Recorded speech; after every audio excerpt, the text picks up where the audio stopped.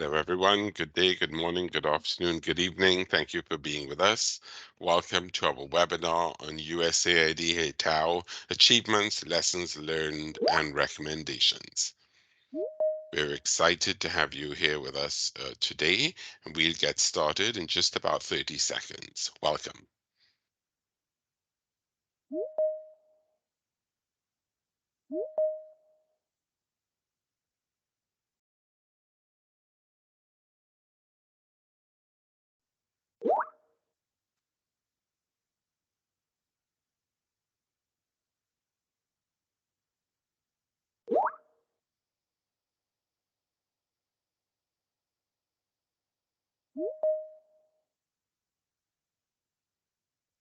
Hello, everyone. Welcome. My name is Roger Mark D'Souza. I'm PAC's Vice President of Sustainable Markets, and we're excited to have you here with us today for our webinar on USAID Hay Tao Achievements, Lessons Learned, and Recommendations. We're ready to get started. We have a couple of friends and colleagues still joining us, but it's my pleasure to give the floor to Caroline Ainsley, PAC's President and CEO. Caroline, over to you.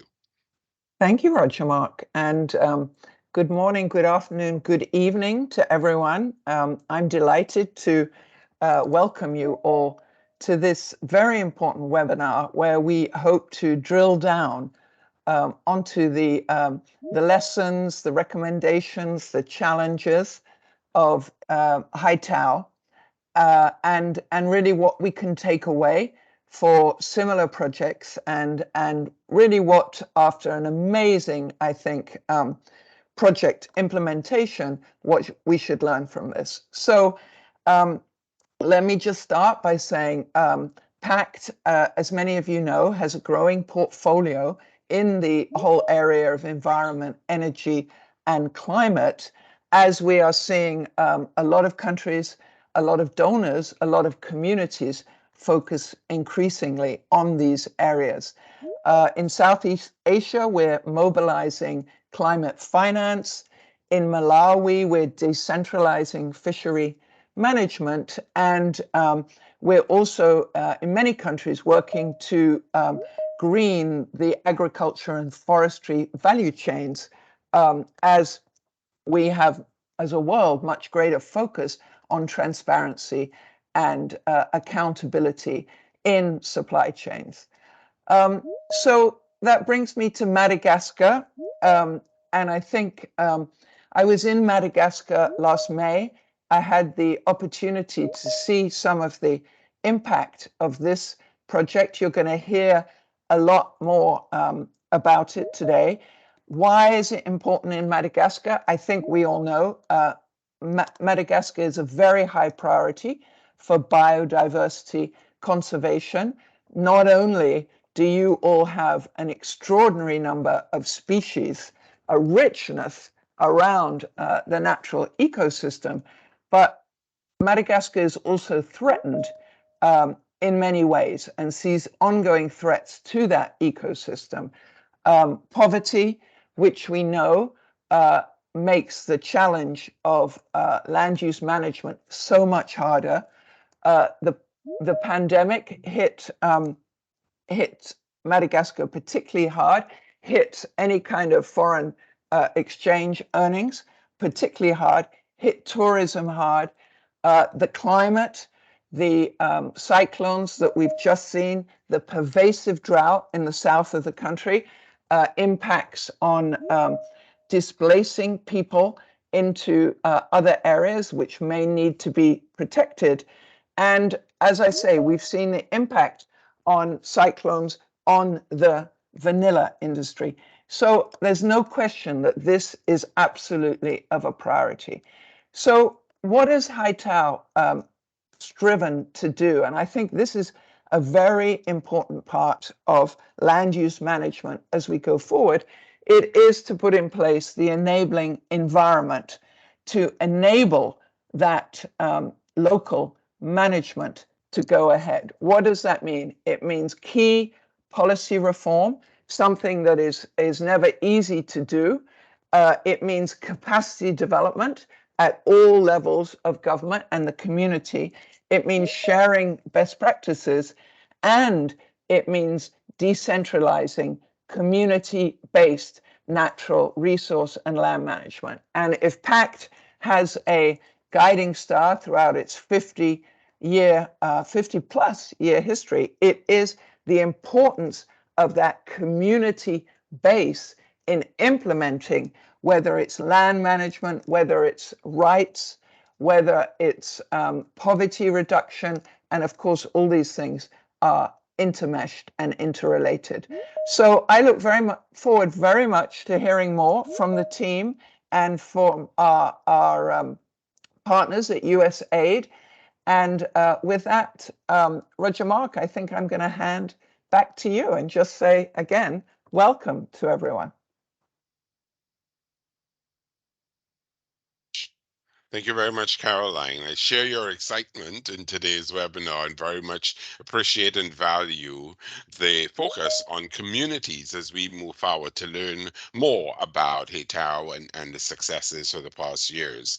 I'm really thrilled that we have a panel that will be involving us today in lessons learned and thinking about what is scalable and replicable.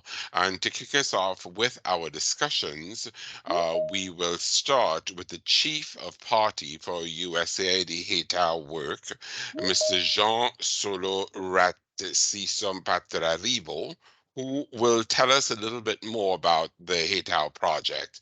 Now, Jean Sulo is really an accomplished natural resource specialist. He has more than 30 years of hands-on experience in collaborative management, institutional development, strategic planning, project implementation, monitoring, and evaluation. He's very much a leader.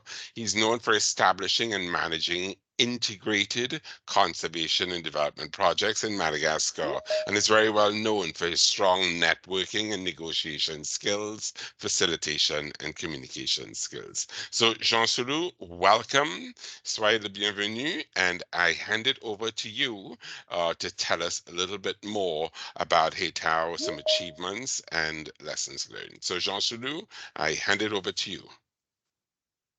Thanks, Roger Mark. Hi, everybody, and welcome to this webinar.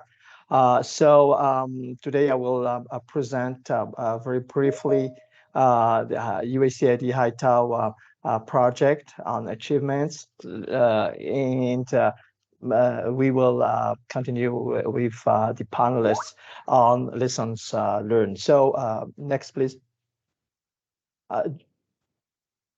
A bit of background. The theory of change for Hay Tao is about evidence-based sound policy. I think Caroline already talked about it. Those are the pillars if we want to change and reverse the trend of what is going on right now in the environment, natural resource in Madagascar. So if evidence-based sound policy, legal frameworks to land tenure, wildlife, and natural resources are established and harmonized, and if stakeholders, capacity, government, civil society, organization, communities, NGO, private sector is strengthened, then biodiversity will be conserved and natural resource secured while resilient livelihoods will be promoted. Next, please. We've got three objectives, and those are the CCP, Community and Conservation Project USAID objective. The first one is about managing targeted ecosystems with community, with protected areas managers. A second one is about human well-being improvement near those areas of high biodiversity value. And the third one is about improving decentralization of natural resource governance through more effective environment policy tenure, security, and civil society engagement. This project is a 5-year project started in March 2018 and will end actually in about a week. The project was implemented by a consortium led by PACT with Alliance Vargassi NGO and SIF, Solidarité des Intervenants du Foncier. Those are two local NGOs as a partner, and the WRI, World Resource Institute, and University of Rhode Island Coastal Resources Center. Next, please. Achievements. The first, I would say,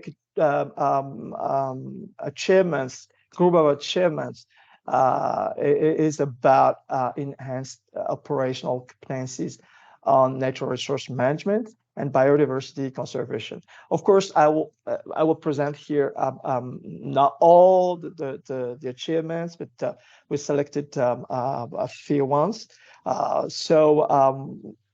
We created, developed with our partners, the government and NGOs, tools for protected area management and community-based natural resource management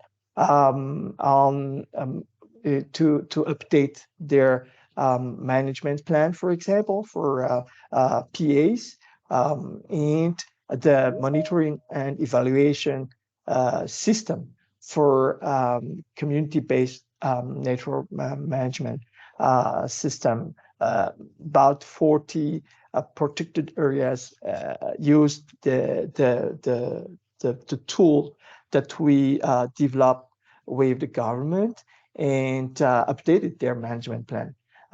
We intervene on reforestation as well. We developed guides for reforestation with the Ministry of Environment.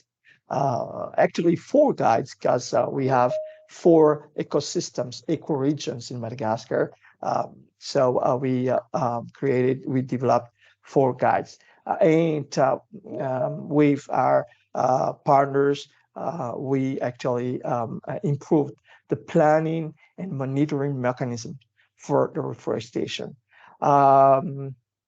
We developed national standard for forestry technician certification. You know that this is one of the activity that the ministry actually wanted to promote, since there is a lack of manager for protected areas. For example, there are foresters, but they wanted to insert and integrate management skills for foresters. And 6 marine protected areas are now enrolled in the IUCN Green List certification program, and we hope that 3 of them will be certified this year. Next, please. On economic and socioeconomic results that impacts biodiversity conservation and social welfare.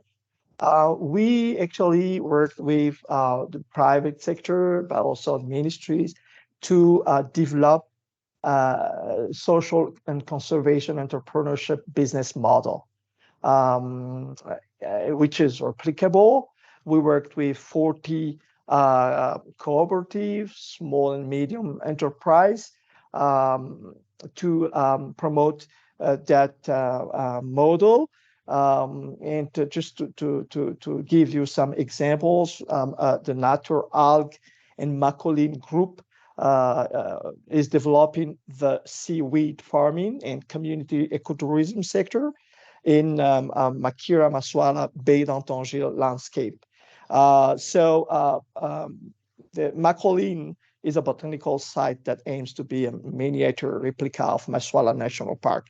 And with the support of the private financing advisory network, this group is the first social and conservation enterprise to be eligible for future international funding. With 760 thousand US dollar as part as a big it's a big project. There's another one working on vanilla, another enterprise. I will be actually financed by the P fund again with something like $3 million US dollar, working on vanilla, but working with communities and benefiting the communities. Women empowerment. Uh, we are working, of course, to empower women and those enterprises, social and conservation enterprises. Actually, most of them are led by women or young people. We worked specifically with the locally managed marine area leaders with 28 women ambassadors who actually reach out to 1,300 women participating in fisheries management. So those are kind of impact of our intervention. And talking about vanilla, we developed with the Ministry of Agriculture, Ministry of Commerce, and training school in Tuamasana, a national training and profession standard for resilient and sustainable vanilla producers and preparers. Next, please. Private sector engagement. Um, we work with the Ministry of Environment and EDBM, the Economic Development Board of Madagascar, to develop a national strategy on CSR. That's elaborated now.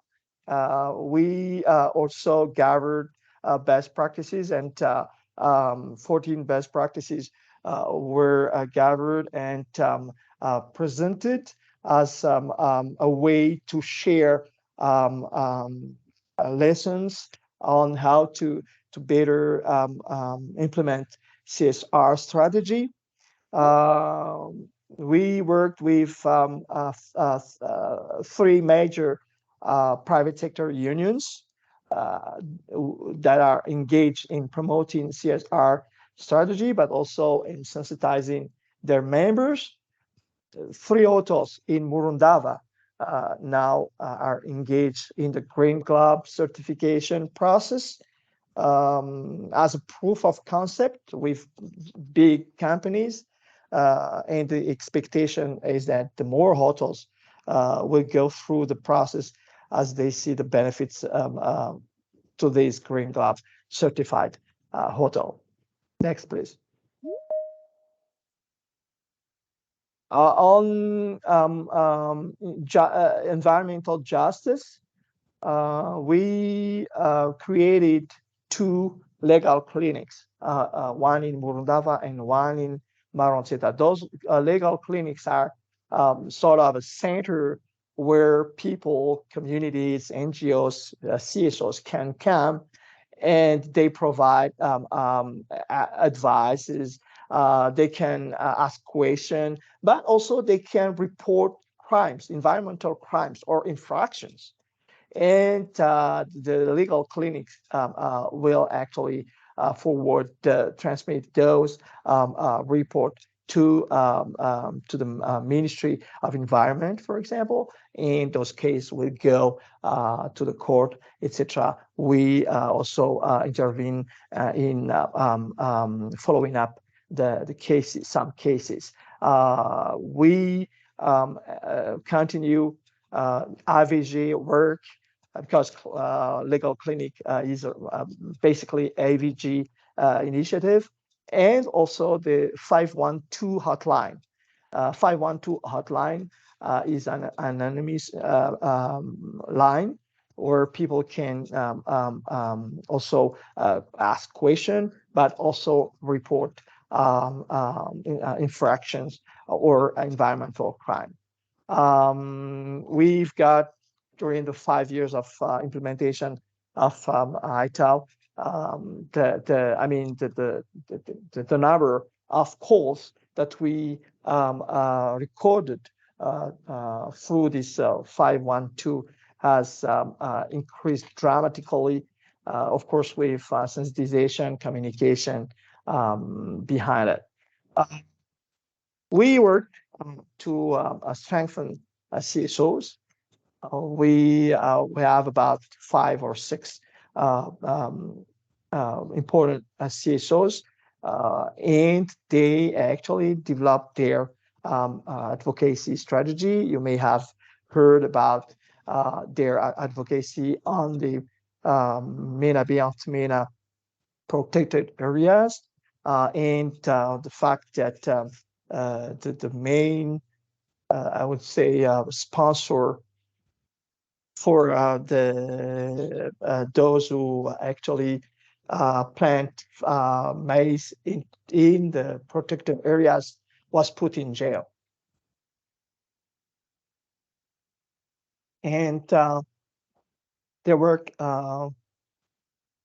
in Maronceta to help and advocate for the district and the region to release an order to regulate the use of chainsaw. Next, please.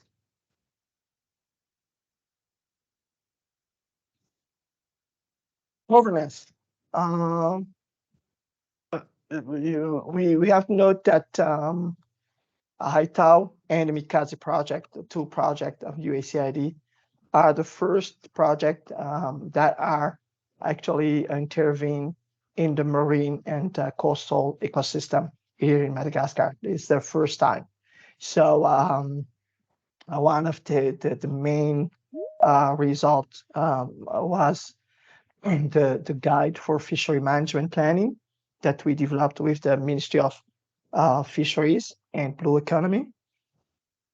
That guide is not only a technical guide, but also to build the foundation of good governance, interaction between communities, private sector, government, and communities, of course.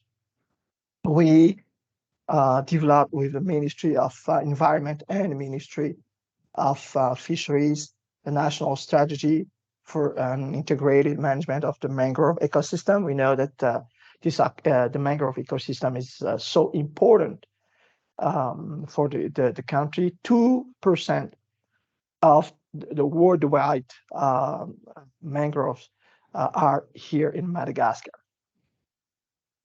And also, we drafted a number of bills on community land rights, land tenure, specific status, social and conservation enterprise, excuse me, and non-tax environmental revenue. Those are bills that are developed with our partners and are now with the government. We hope that they will be presented and submitted to the government council and the parliament to be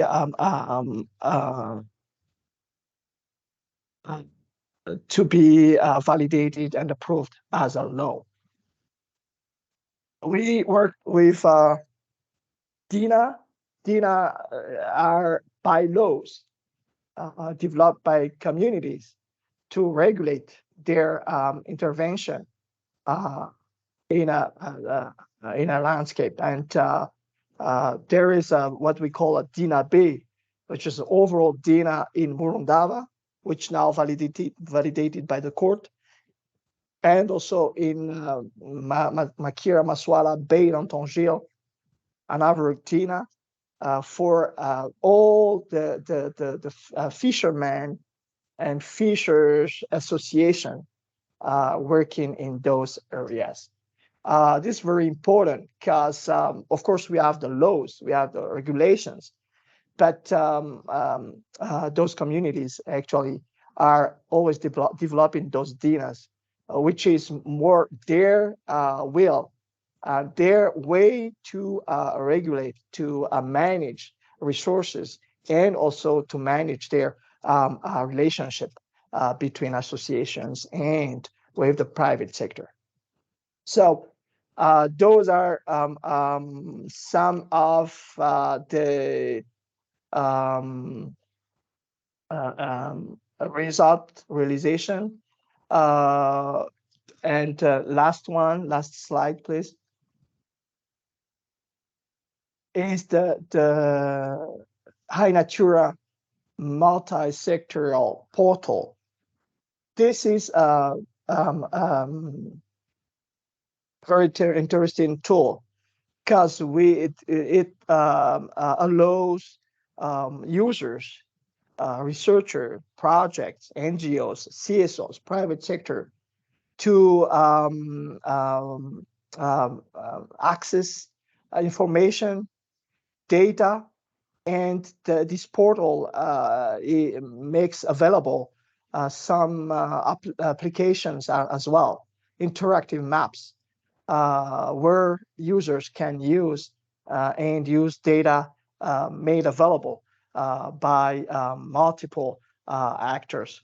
The portal is now functional, and the administration of this portal is now made by ONE, the National Office for the Environment, which is a parastatal institution, and their main mission actually is to manage environmental information and data. The portal, as I said, has some applications already available and some data available, but allows also people to access other resources because there are links there, and a certain number of NGOs and initiatives also actually make their resources available. And there are some innovative tools available. Smart, for example, Forest Watcher. Those are tools that are used to follow up fire, for example, deforestation for protected areas managers, and help them to make decision in a timely manner. And then I'll uh, talk about the near infrared system tool, which was developed by the project with the University of Antananarivo for the identification of precious woods to reduce illicit timber trade. So once again, time constraints, I can't talk about the entire achievements, but those are selected examples of what the project has developed and actually transmit and to the new generations and to the country. I'll stop there. Roger, Mark, over to you. Thanks. Wow, that was very compelling and very comprehensive. So thank you very much, Jean Sulu. That was really wonderful. A lot of food for thought, a lot of things for us to look at a little bit more closely. I know that we're going to show a short video clip of the project before we get to the panel discussion. I'd like to thank you all for joining us again. And just to indicate, if you have any questions for Jean Sulu, and as we get into the panel discussion, please be sure to put them into the Q&A section of the chat. We'll monitor your questions and get to them shortly. So let's move on to a very brief video clip of the project, and then we'll get to our panel. So let's have a look at the video now.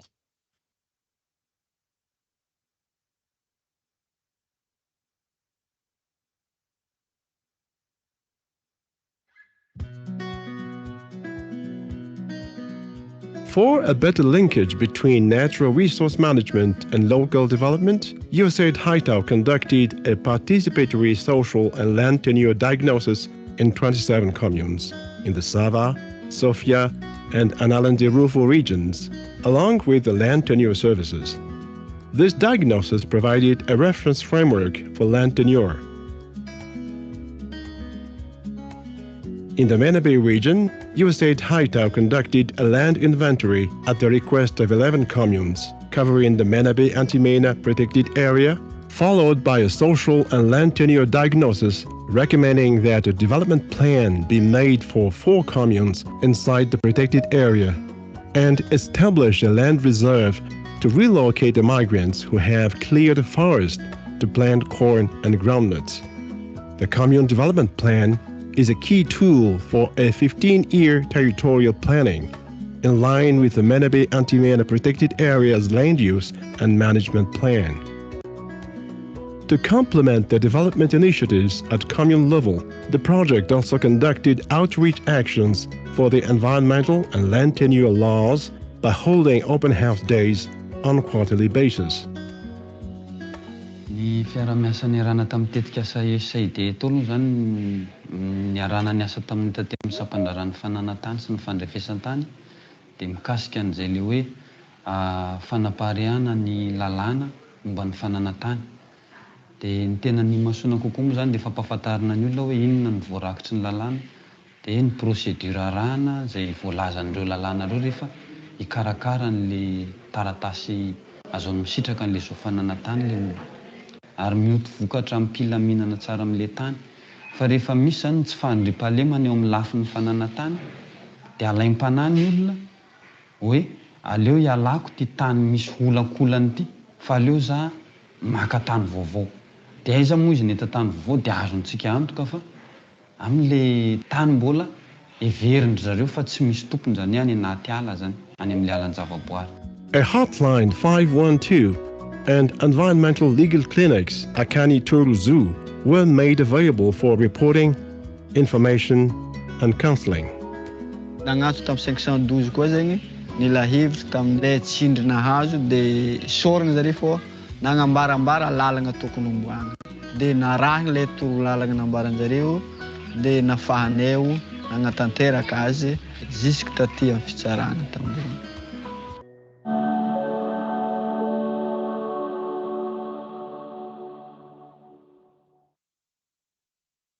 Thank you very much. What a powerful short video. I think it really brings to life some of the key components that we heard Jean Sulu talk about during his presentation, really seeing the ways that both the work on the natural resource management side, both terrestrial and marine, dovetails quite nicely with work centered on communities, entrepreneurship, private sector engagement, women's engagement, the justice component, and very practical tools as we saw in this video. I'd like to invite our panelists to come on camera as we move to our panel discussion, and I'd like to introduce you to our panelists. I'd like to start with Anna Catherine Brenis. Anna is a Sustainable Agriculture Development Specialist with USAID's Madagascar Sustainable Environment and Economic Development Office. She has more than 13 years of experience helping to implement activities that address developing country challenges around food security, climate change, and unsustainable reliance on natural resources. Anna, welcome. I'm also pleased that we have another one of our key colleagues, Mr. Nendrato Razakamanarina. He's the president of the Alliance Voari Gasi and is a founding member of a number of CSO platforms throughout Madagascar. Nendrato has more than 30 years of experience conducting research and action in the field, and he's known as a leader in Madagascar in the areas of forestry, environment, community development, and has done a lot of consulting on environmental governance, advocacy, and civil society issues throughout the country on a variety of projects. So really a great panelist for our discussion today. And once again, I'll remind you as we get into our discussion that you can put your questions in the Q&A chat function, and we'll try to get to those, as many of them as we can. So if our panelists can come on camera, and we'll kick off our panel discussion today. And Anna, if I may start with you, there's so many components to the Hay Tao work. I wonder from your perspective, if you could talk a little bit about what is sort of one aspect or legacy of the project that you feel really excited and proud about, and tell us why. What really excites you about this work and you think is an important legacy that can be left behind? Yeah, thank you so much, Roger.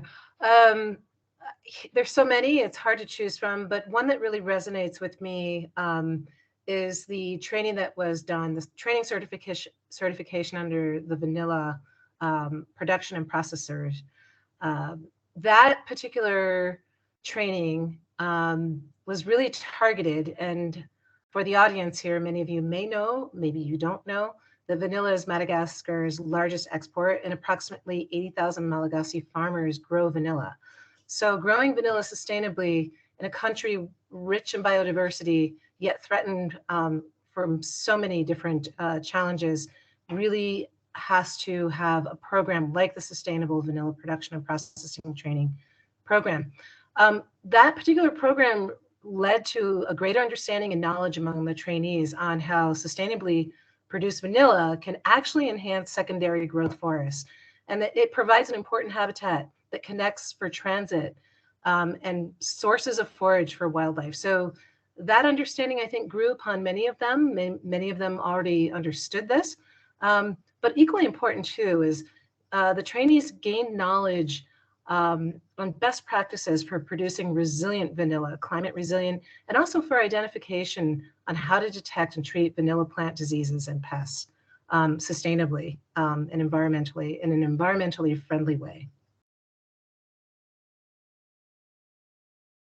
Great, thanks so much, Anna. If you can put on your camera, that would be awesome. Tell me a little bit. Well, my camera is on. You can't see me? Okay, great. Okay, perfect. Tell me a little bit more about, you talk about resilient vanilla. What are some of the components of resilient vanilla that are important for us to bear in mind? Yeah, so the trainer trees. So vanilla is a vine. It depends on trainer trees. And those trees oftentimes, we're not, so it'll grow naturally on these trees, but oftentimes producers were not using trainer trees sustainably, or they would introduce, some type of support system that was not really sustainable. So these trainees were taught how to identify, the good species for training vanilla vines to support those vines. And these trees, actually, these secondary type growth trees, are really important habitat connectors and can also serve as forage for wildlife. So really important. But one of the things that really resonated with me was one of my colleagues who was out in the field, USAID colleague, was out in the field in the Sava region and was talking to the different vanilla cooperatives and met some of the trainers from the certification program. And they discovered, that they shared their true knowledge of what they learned. For many years, they thought, the spots on their vanilla leaves were, a sick plant, that it was not treatable, it could not be addressed, but they learned how to address that particular type of disease or fungal infection, and it saved them a valuable vine because vanilla is very intensive. It takes many years and lots of patience to produce vanilla, and so sacrificing a vine that could easily have been treated in a very easy way without taking it out of the ground and burning it or whatever is really an important step for bottom line for people who live and depend on vanilla for livelihoods as well as other livelihoods. But vanilla happens to be a very important one for them because of the high value. So teaching them these types of best practices in the production of vanilla is critically important.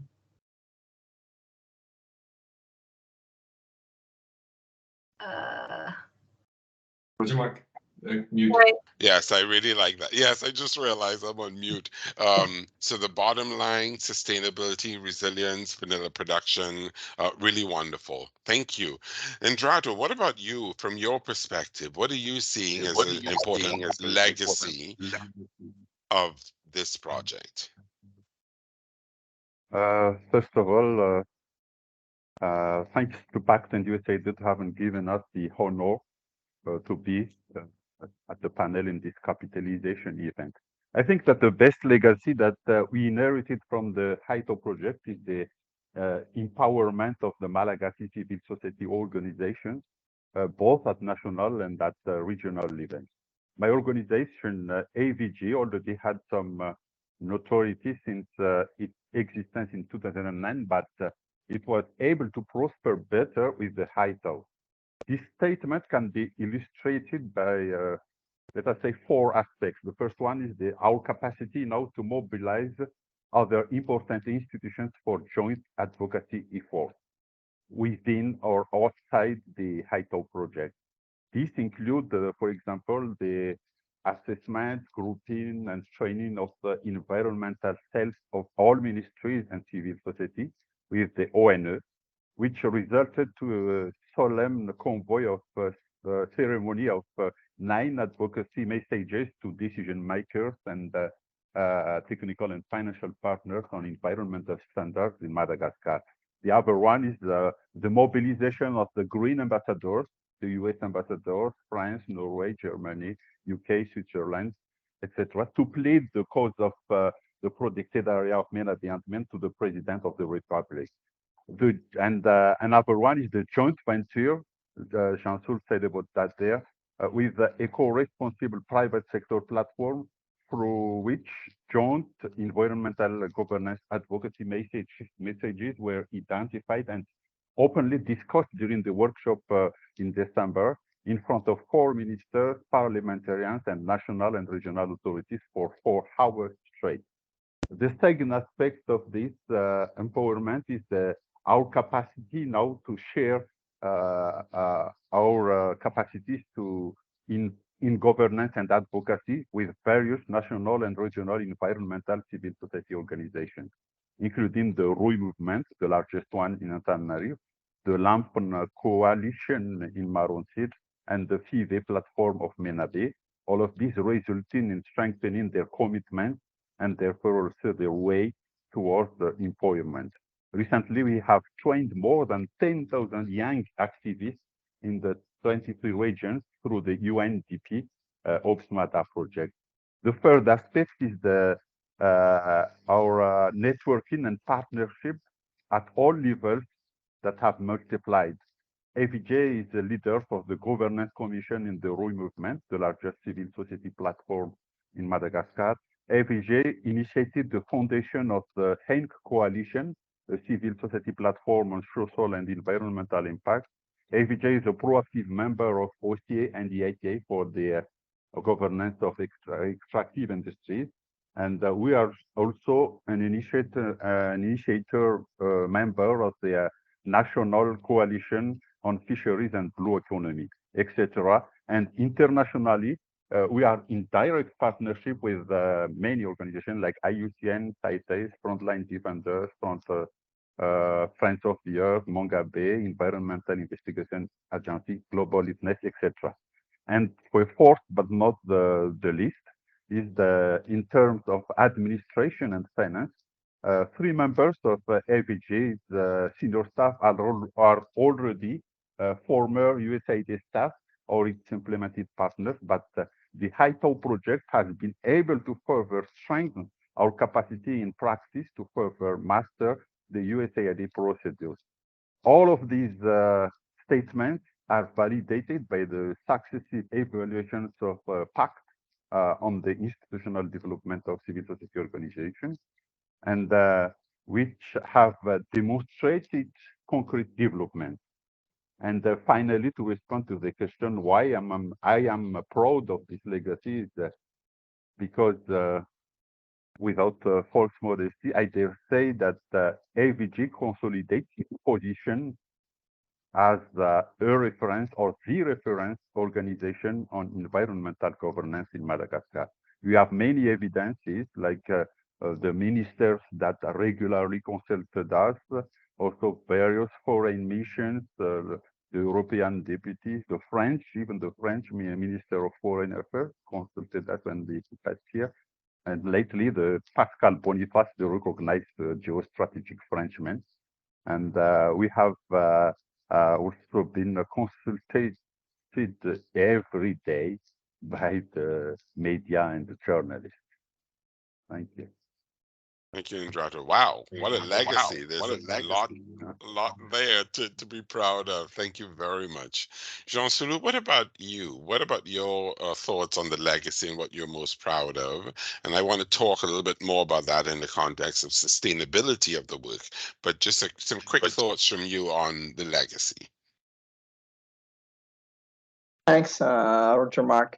I think I would mention three, I would say, lessons learned from this project. And as you say, the legacies that project actually is transmitting to the next generation. We learned that improved skills and capacity are associated with increased practice and the application of what I've been learned. We had a lot of training sessions in this project, a lot of meetings or workshops, but also a lot of training sessions to develop the capacity of communities, NGOs like John said, private sector, and even government agents. And we recognize that, those people are eager to have new knowledge and new skills. But training is not enough to have, I would say, a real capacity development, empowerment. We have to have something else, and especially the support from their structure. For example, government. We work with at least 3-4 ministries, hundreds of agents, training them. Like Anna said, there are some agents from communities, from ministries, but also communities. But we need more than just training. We need enabling conditions, environment, resources, financial, but also give the opportunity for those people to really use their knowledge. Unfortunately, we experienced a lot of change, shuffle, especially for government. You train people today, and after a few months, these people are appointed to other places. But that's fine. At least those, and we hope those knowledge will stay, and they will be champions where they are right now. So that's, training, capacity development is key, but capacity development has to be go along with structure system change as well. Political will, this is a key one. I mean, everywhere here in Africa, in developing world, political will is key also. So the government must show that development is theirs first. They have to lead the development. They have to show that they lead those activities. These activities are not only project activities and not donors activities. So they must show that they are the lead. Sometimes it works. We depending on the who is the responsibility there. But I think what we've learned is that at the regional level, at local level, we could really see people who are really keen to do something, to change things. Where it's really sometimes hard is higher up when you go to the ministry level, parliament, and above. So, but that's fine. I think that CSOs, civil society organizations' work and role is really that, really to push government and to as Andrantu said, really shake the world to make them move, and we can see some result.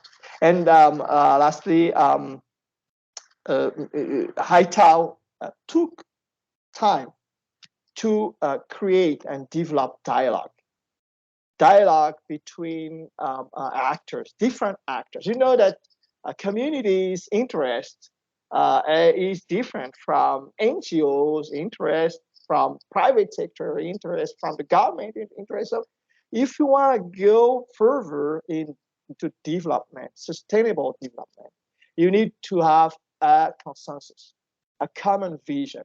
And unfortunately, it takes time. It takes time to gather people. It's not a matter of having a big, huge a workshop or a meeting. That's part of it, but it's a long run, a long way to go. And we took that time because we thought that Hay Tao, one of the mission of Hay Tao was really to strengthen the foundation of natural resource management in Madagascar, particularly with USAID. USAID has been always a pioneer in the world, I guess, but especially in Madagascar, as far as environment and natural resource management is concerned. But after 9 years of absence in that domain, then came the project. You can imagine that we had a lot to do to really to rebuild the foundation, to make people again interested in that business and work with the project. Thank you. Jean-Charles, I love that you raised this point. I think this is a really important point, and it relates to actually a question that has come in on the Q&A. So you raised this question of how long it took having to rebuild, having this foundation in place. And I wonder if I could ask Anna and then come back to you, Jean-Charles, perhaps. But the question that we have is that the Hay Tao project has developed a number of very interesting initiatives that deserve to continue. What is the strategy of the project or of USAID for the sustainability or the perpetuation of these initiatives in order not to come back later to the starting point, so not to have to rebuild again? So what are we doing in terms of having sustainability of impact? Anna, any thoughts? Yeah, so that's a really good question, and it's always one that comes up with any USAID project or any development project, and it doesn't matter if it's USAID is financing that project or some other donor. One of the things that USAID strives to do is to ensure that sustainability is built into the activity from the beginning. And realizing that there are all of these challenges that we face, as Jean-Sulu pointed out, we had shuffles in government. It makes it more challenging. One of the things that USAID strives to do is build in flexibility in their programming. In particular, in this case, with Hay Tao, we feel like there's a foundation that's been laid, and that the continuation of the biodiversity work that USAID will do in Madagascar will build on the successes of Hay Tao. For example, the Hay Natura platform. A lot of resources and training went into that. USAID feels very confident that the government of Madagascar, ONE, is well positioned to continue on with socializing and promoting that platform.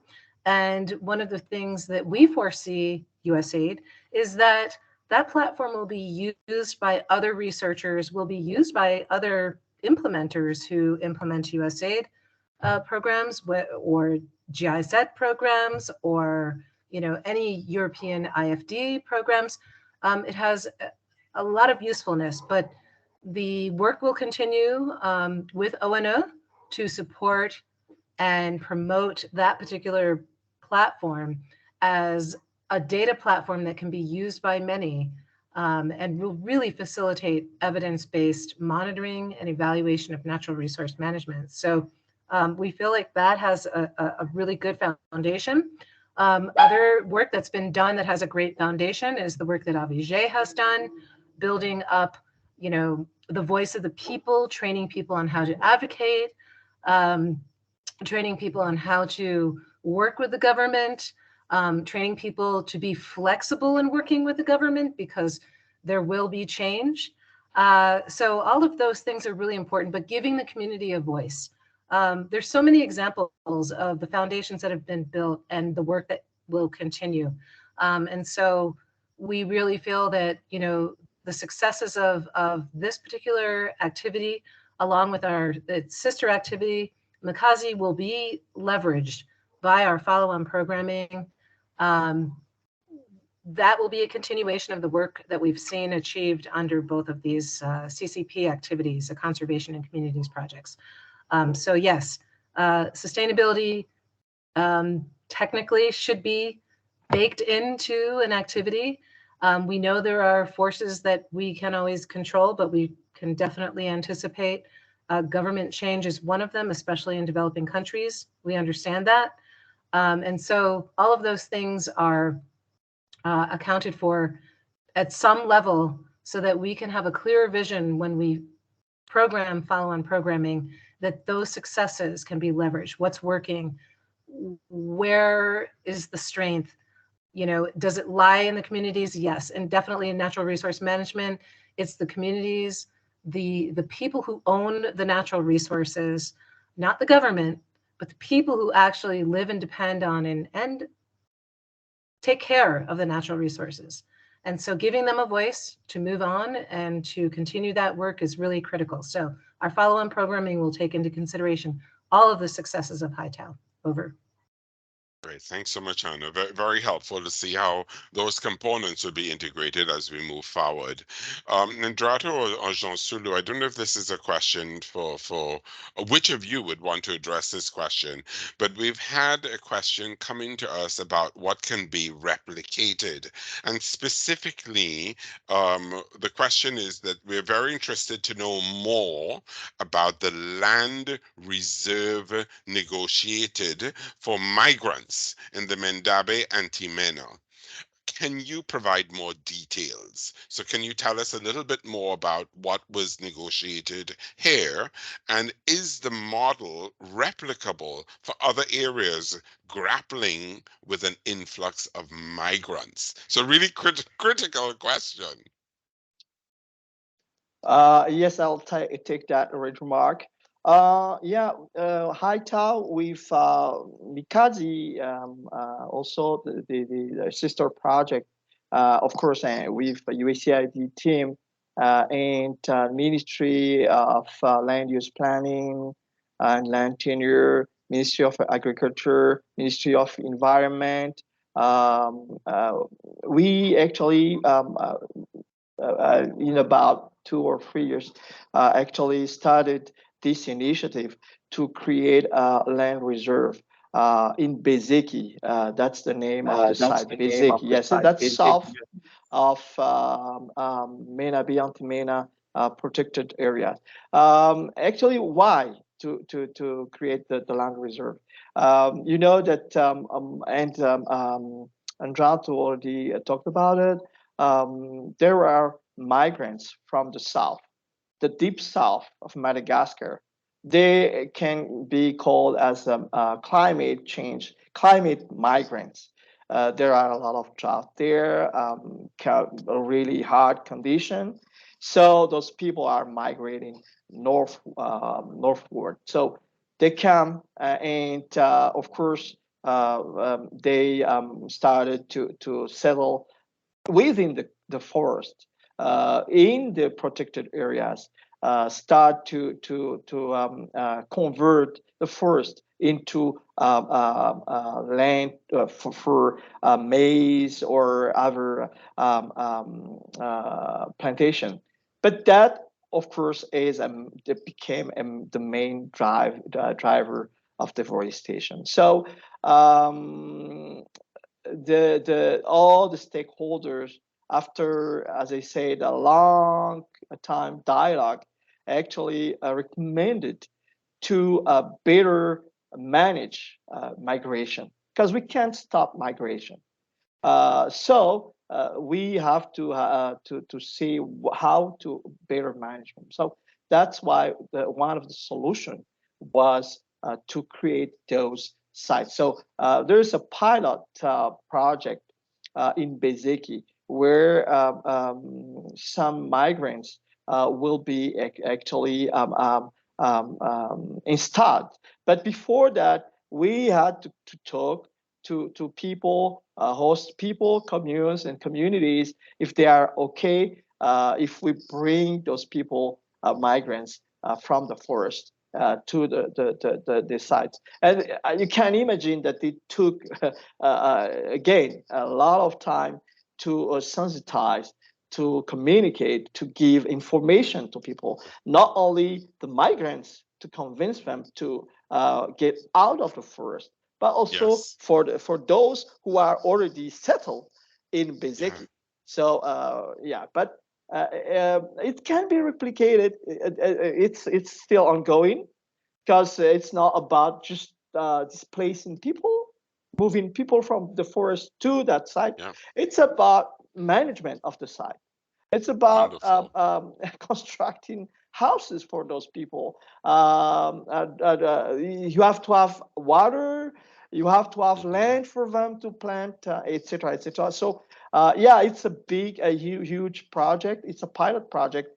But your question, is it replicable? Yes, it's replicable if all the component of the project is present and available. Infrastructure, agriculture, they need to be assisted in the new techniques. They don't know that those techniques. They have Yeah. to know that. So Wonderful. yeah. Great, thank you. Nandrato, if I may come to you next, what about from your perspective? What are some of the thoughts that you have in terms of lessons learned in implementing Hay Tao that could be instrumental in replicating or scaling the impact? What are some of your thoughts?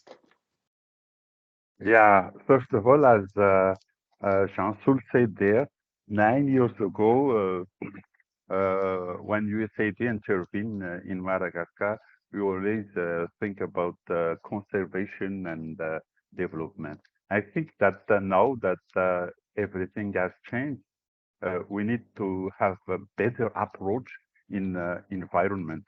But we should not neglect the aspect of governance. This is another, the third aspect of approaching environmental and climate justice now. And the governance include fight against corruption, decentralization, and to have inclusive vision as well. But as far as lessons learned, is about, I think that we should go on working on collaboration for an effective environmental justice chain. Prior to the Hay Tao project, AVG already set up a strategy to facilitate environmental judiciary justice that we call ALARM, which stands for Application de la Loi contre les abus sur les ressources naturelles à Madagascar, or in English, Law Enforcement Against Natural Resources Abuse in Madagascar, and which consists of 5 steps. The prevention through the legal literacy via the legal clinics and the free toll number 512. The law enforcement, which is investigation and prosecution with the civil servants, Bianco, the gendarmerie, and the environment ministry, and the effectivity of penalties. We follow up the court, and we even do prison visits to ensure then the effectivity of penalties. And we also have what we call the strategic communication, the media communication and ongoing relationship with the influential personalities. And the 5th one is the security, the advocacy, the capitalization of success stories, the fight against corruption, and the protection of the whistleblowers. Hay Tao has strongly supported us in perfecting this approach. And as an example, with the extension of our networking, we now have more than 4,000 informers all over the island. And we expect to scale up and improve this system through a chain of environmental justice composed of selected honest champions from different institutions, including civil servants. Thank you, Nindrato. Honor, I love that Nindrato talks about the environmental justice component, whistleblowers, amplifying the voice, ensuring that there's community engagement and understanding that there's environmental legal literacy. These all seem to be important components in terms of having an impact on the conservation of Madagascar's rich biodiversity, which is so important. What do you see as some other components that the project has had in continuing to contribute to having an impact on the conservation of Madagascar's rich biodiversity?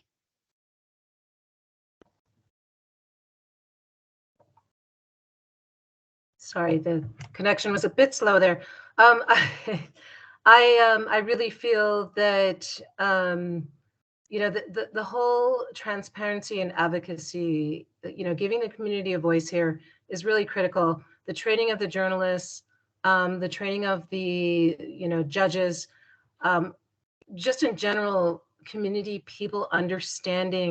members understanding what the law means and how it helps them and protects them. There's a big challenge here, and it's no secret. There's a lot of corruption, environmental corruption. There's wildlife trafficking. There are other forces at play that really make it challenging for this country to bring transparency and apply the law as it should be applied. And so the work that Hay Tao has done must continue. The local NGOs like AVG and CIF must continue bringing transparency, educating people, helping them voice their rights and representing them. That's really critical. So that must continue. It's a long, hard journey. The corruption is very complex. It's at high political levels oftentimes. And so it will take continuous work to bring to light the type of justice that's required for Madagascar to be able to preserve its very unique biodiversity and what remains of its very precious natural resources. Thank you very much. Jean-Sulu, as we have just a few more minutes left, just about 3 more minutes or so, would love to hear some of your thoughts in terms of conserving Madagascar's rich biodiversity. What's most important in terms of lessons from Hay Tao moving forward? Yes, I think we already talked a little bit about it, touched about it. Local governance. Project like this big project like Hay Tao and the Ivory project has been always perceived by the communities as the donor projects and sometimes maybe the government projects. I think it's time now, and I think that communities are ready to that to build that governance at the local level. We talked about decentralization, and we are really proud to say that we could work with the Ministry of Interior and Decentralization. They are really keen to move forward on decentralization. We know that it's not easy, it's very political, but there are some results that we can see at the local level. There are champions there. There are some mayors there and people there who really wants to move things and do something. So local governance, I think that's, I would say, a recommendation for USAID, and I know that USAID knows about it, really to build local governance from the basis. You working with communities, giving them the resources and opportunity. As we said, training, of course, it's necessary, but it's not enough. Think about how to, for example, to empower the Fukunuluna, the grassroots, that's a Malagasy name, grassroots community, Fukunuluna, who are already organized at the local level, and how to empower them. I think that's we made a good start, but yes, once again, it takes time, and we have to build from grassroots and step by step go upward, scaling up, or as you said, Roger Mark, of those example and pilot projects that we started. Thanks. Thank you very much, Jean-Sulu, for those final words. Nindrato, as we wrap up, any final words from you? What would you like our audience to remember from this project? I think that it's very important to realize that we had some success or many success within the Hay Tao project, but we still have challenges, as Jean-Sul said, the government means and the willingness. Now we have come in the elections, the insecurity, the migration, jobless, poverty, but I think that we need to think really about this collaboration, intersectorial collaboration, and multi-actor collaboration in development and also in governance. Because repression is deterring criminals, but some are beginning to negotiate more viable and legal solutions now, and these things should be really replicated. And that's all I said. We should start and enforce what we call in Madagascar the environmental justice. Thank you very much, Nindrato. Anna, a final word from you?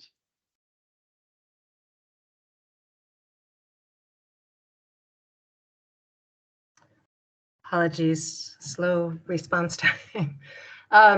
No, as I mentioned earlier, there have been many successes in this very ambitious activity.